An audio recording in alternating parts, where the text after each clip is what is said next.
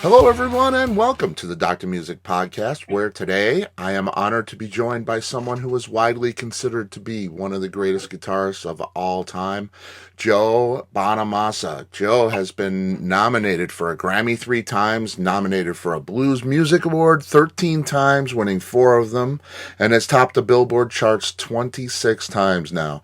Joe is getting ready to release a new celebration of his classic Blues Deluxe album with a new set of classics for Blues Deluxe Volume 2, which comes out this Friday. Joe is also preparing to hit the road once again for a 26-date U.S. fall tour that starts in Memphis on October 23rd and goes through a large part of the country, ending in Hollywood, Florida on December 2nd. Joe Bonamassa, thank you so much for being here. Well, you pretty much got it all, Scott. I'm impressed. No, I don't think so. I don't think I scratched the surface, really. it's. No, but yeah, we're excited. We're excited about getting back on tour, and yeah, I mean, should be a fun fall, and our Blues Deluxe record's coming out, so it's hard to believe it's been 20 years. Yeah, since we did the first one. It's crazy, isn't it? That was kind of my gateway to your music. So it's a really special thing for me, and I think a lot of fans.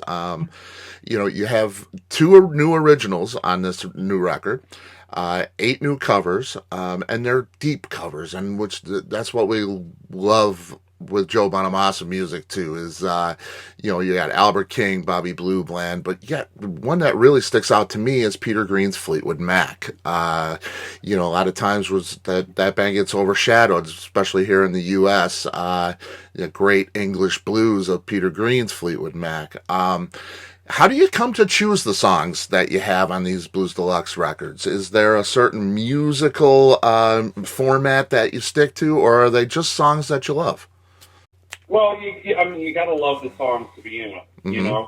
But our criteria for this album was to stay off the well-worn paths. You don't want to do a song that's been done too many times, doesn't need to be done. Right. And I mean, so that's what. That was our criteria, and we dug deep. We did Phoebe Creighton on this record. We did some lesser known Bobby Blue Bland. We did Guitar Slim. We did some Ronnie Earl, and I mean, it was just an extension of the first album. I mean, the first album there was no intention of making a second version. It's just when the 20th anniversary came up, I said I want to do something. Yeah. And we didn't have any bonus tracks from back in the day. We really had nothing. Wow. So it was, to me, it was just kind of a natural extension. It's like, well, let's do another volume. Yeah, it's great, man. It's really cool. Any leftovers for a volume 3? We got anything on the cutting room floor?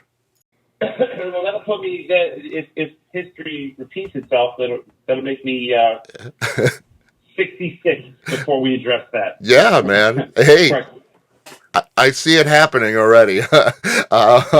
Maybe. Yeah. In the press release, you mentioned Josh Smith producing the Volume 2 record. And you say that you'd like to, quote, hopefully demonstrate a bit of how I have progressed over the last 20 years. And I think back and I think, wow, Joe he was a pretty damn accomplished guy 20 years ago. So, in your words, what ways do you feel you've progressed since that first Blues Deluxe record? Well, I think I've become a better singer, to be honest with you. I'm definitely a better singer, and I mean, you just mature as an artist, and that to me really is at the end of the day, it's just if you do this enough and stay in it long enough, you end up becoming better at stuff that you didn't even know was a thing. Right. I mean, just the phrasing and space and arrangements. Yeah. So yeah, like those are the kind of things that I thought. Well, it's actually not. We've actually progressed a bunch in 20 years. Yeah. I mean, when you listen to that first Blues Deluxe record now, you like what you hear, right? Yeah, it's not bad. I mean, it was the first record that resonated with people, Hmm. Yeah, it definitely was. and it's one of our best selling albums of the catalog. So people still enjoy it. You Yeah. know. Yeah, we sure do. We sure do. Now, you haven't been a stranger to wearing the producer hat over the years. And, what comes to mind for me right away is Eric Gales. Just talked to Eric, great human being, great player, of course. But you produced Yeah. that Crown record for him. And what a record it is, Grammy nominated. So, Yeah. you know your way around the studio. So why bring in Josh Smith instead of doing it yourself? Well, Josh and I do all those records together. Okay. Josh and I produced. We produced The Crown. We produced Larry McRae. We produced Mark Broussard's album. Hmm. Joanne Shaw Taylor. We did two for her. Yep. Joanna Connor. We've done Jimmy Hall. We're probably up to a dozen. So Josh is we finish each other's sentences. We work really well in the studio. I mean, we just finished Mike Zito's album, Yeah. and when we're finishing Mike Zito's album, and it's a good partnership that he and I have, and I have a long-standing relationship with Kevin Shirley, Hmm. but when the idea came about to do this Blues Deluxe Volume 2, it for me was really more of a situation where I guess I could I could articulate what I wanted to hear better. I had a very specific vision of what this thing needed to be, Right. and I just wanted to really do it with Josh because he and I were on the same page, and I could control every aspect from start to finish. Yeah. Yeah, and what a team you guys are. That's fantastic. You're a collector of guitars. You have many of them. Yeah. How many do we hear on the record? When you get in the studio, are you a guy that goes with your go-to, the butter, or do you throw a bunch of? Is there a different guitar for each song? Well, I mean, I try to pick the right guitar for the right song. Right. I mean, on this record, maybe 8, Okay. 9. Okay. I have 500 or 550. I have no idea, but yeah, I mean, like maybe 8 or 9. Yeah, which isn't many relatively, right? No, I mean maybe Yeah. less than 10%. Yeah, Like, right. You just posted about a 41 Martin. I saw that. Pretty great guitar for you, huh? Well, that guitar I've owned for a while, and doing some replicas. We're going to do a series of replicas. Cool. That'll be out hopefully next year. Nice. But they went and forensically studied the guitar. It was the first time the guitar was back in Right. Pennsylvania. It went from Nazareth, Pennsylvania to Southern California. Spent 82 years there, and then went back this week, and now tomorrow goes back to California. Wow, it's just so cool, man. It's cool. Now, you've just released Tales of Time as well on CD, Blu-ray. That, of course, a Yeah. show from the incomparable Red Rocks Amphitheater, which I've been to, is an incredible venue. To see that on Blu-ray has got to be pretty great. You do just about everything from Time Clocks, one of the more recent Yeah. albums before Volume 2 coming out here. I say just about everything because only one song from that's left out of the set, Hanging on a Loser. Can you tell me why Right. that one's not included?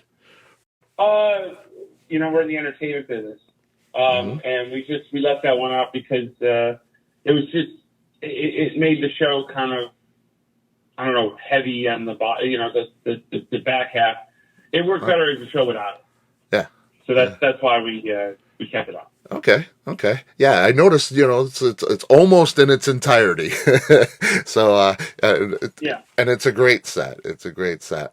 Um, in August, you not only played the Hollywood Bowl for the first time, which is hard to believe, Yeah. really, because you've played every venue all over the world, haven't you? uh, Yeah, pretty much. so you play that for the first time, but you play it with an orchestra. Now, I've heard musicians tell me that working with an orchestra can be very, very challenging. What was that experience like? It's very challenging because the orchestra, they read the chart and only Hmm. the chart, and they play the chart. Right. And that, to me, I mean, we play improvised music, so you have to play improvised music in the constructs of not being improvised. The structure is the structure. Right. And the LA Philharmonic's great. David Campbell was great. The charts were fantastic. I'm glad we did it, but it was on the night. It was it was pretty daunting. Right. Yeah. I would imagine because the blues is kind of the very much the opposite of that kind of thing, right? I mean, it's a feel thing It is where the opposite. yeah, It is the opposite of what intrinsically makes an orchestra an orchestra. right, But we did a good job marrying the two. man. And I just can't wait. Do you know when we might see that released? I don't know. It'd be sometime early next year, probably. Excellent, excellent. You got an exciting new marketing and management company called Journeyman Records, and this is really a special thing. It focuses on helping independent artists navigate some of the pitfalls and the Uh-huh. murky waters of the industry. I think there's a lot of bands that are independent that get kind of lost. They may have made it if they had the right direction. So you're offering that. Tell me about this new venture for you and how you might be Well, adding to the roster. we have two artists, Hmm. Joanne Shaw Taylor and Yeah, Robert John Lorette. yeah, And the proof of concept is what we've been able to do for the last 15 years is vertically integrate the business, meaning it's the concerts, it's the merchandise, it's the marketing, everything under one roof. mm, So we've started this, and you know, um, it's one of those things where it works, and it's designed to service bands that are not in the mainstream, are not getting all the media attention. It's designed, but still have a name and fans. yeah, yeah. And there's not a lot of options for people that have a name and fans, but no marketing, no juice behind it. So that's really the concept here. And it's great because I've had both of those artists on the show here, and they are tremendous people, but tremendous artists. Their music's incredible. Yeah, I mean, so yeah, good. they're really good. They're really good. Yeah, and I'd hate to have a band like that not get heard, not get some juice behind them. So we appreciate that for sure. Yeah. Yeah, Well, that's the point of the adventure. You yeah, know. yeah, and we love you for it. It's great. Um, Another thing, you have a nonprofit called Keeping the Blues Alive Foundation. Yeah. And this is really special to me because I grew up in the Chicago school system and there was no music program. So this mission is to fund projects, scholarships, grants, things like that to preserve music education, especially in the schools. You've impacted more than 91,000 students and raised over 2 million in donations for this. Yeah. It's got to be a great feeling to work in that realm, and I just want to tell you how much I appreciate it. Well, thank you. I mean, I mean, you would think raising money for schools is a no-brainer. It's actually kind of hard. It's hard, isn't it? I mean, nobody really wants to back it, which is really unfortunate. The arts are so major in our lives, and so influential to how we are in the mental capacity, I think. So it's wonderful what you're doing, man. Yeah, thanks. Yeah. it's I'm excited about raising more money, and we did a lot during the pandemic and things like that. So Yeah, it's great. You've done all this great stuff. You've been around the world. You've played just about every venue. Now, the Hollywood Bowl, that was the last one, probably. Um, yeah. so many great things. Is there anything you've always wanted to do but haven't had the chance yet, either personally or professionally? No, I mean, I've taken this thing way past where I thought this was going to go. So, And that, yeah, it's I'm just proud of the work that we've done over the last 35 years, and just got to keep plugging away. Man, it's great, and it's great to hear that you want for nothing, really. That's really great that you're content and feeling great. You got 26 dates on the U.S. Fall Tour. You're gonna have another tour after that. Everybody can check the website for that. There'll be a link. Memphis to Hollywood, Florida. And it doesn't stop after that. Joe, thank you so much for your time today. Thank you for your music over the years. Thanks for coming out on these dates. I know the tours can be difficult. Coming out to see us and letting us experience your music in the live setting. Joe Bonamassa, you're a gift, my friend. Thank you. But thanks, God. I appreciate being on. You're always welcome. The door is always open. Please come back and see me. I appreciate it. Thanks, sir. All right. Take care. Thanks, Joe. All right. Bye. I'll talk to you. All right. Bye.